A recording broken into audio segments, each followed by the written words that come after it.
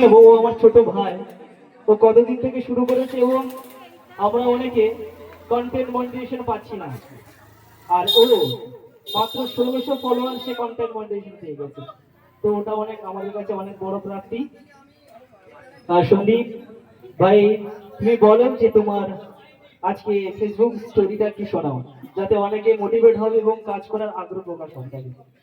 তো প্রথম বলে থাকি, ক্লাব কর্তৃপক্ষকে আমাকে ইনভাইট করার জন্য অসংখ্য ধন্যবাদ। আর এখানে এসে আমাকে খুব ভালো লাগলো। আর আমি একটা থ্যালাসেমিয়া রোগে আক্রান্ত।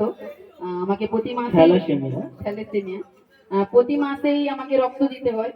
তাই আমি একদিন মৃণালদার বাড়ি যাই।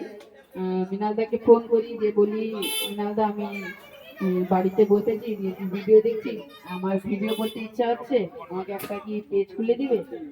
তাই মৃণালদা বলেন, আমি একবার আমার বাড়ি আয়, আমি সময় করে খুলে দিব।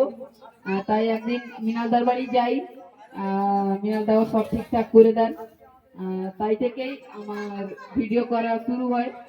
আর আমি 2-3 মাস হলো ফেসবুক কে কাজ করা শুরু করেছি।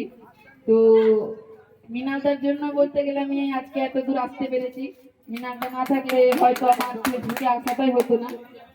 মৃণালদার অনেক অবদান রয়েছে আমার ফেসবুকে আসার পেছনে। তো অসংখ্য ধন্যবাদ জানাই মৃণালদাকে আমাকে এই জায়গায় আসার, মানে এই জায়গায় আনার জন্য আর কি। সন্দীপ ভাইকে অসংখ্য ধন্যবাদ, আমার নামটুকু নিয়েছে। আমি কিছু করিনি, প্রদীপের নাই, আমি একটু তার শিকারে একটুখানি নাড়িয়ে দিয়েছিলাম। বাকি যা কিছু কিন্তু সন্দীপ নিজে করেছে, এবং আমাদের প্রত্যেকে কিন্তু নিজেকেই কাজ করতে হবে। নিজেরা কাজ না করলে কিন্তু কোনোদিনই কোনো কিছু সম্ভব নয়। আচ্ছা, কত ফলোয়ার সে মনিটাইজেশন হয়েছে?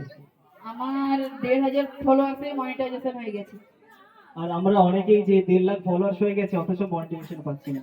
তো ভাইকে কংগ্রেচুলেশন, সবসময়ের জন্য শুভকামনা রইল। Thank you so much. জোর করে হাতের তালি হোক ছোট ভাইটির জন্য।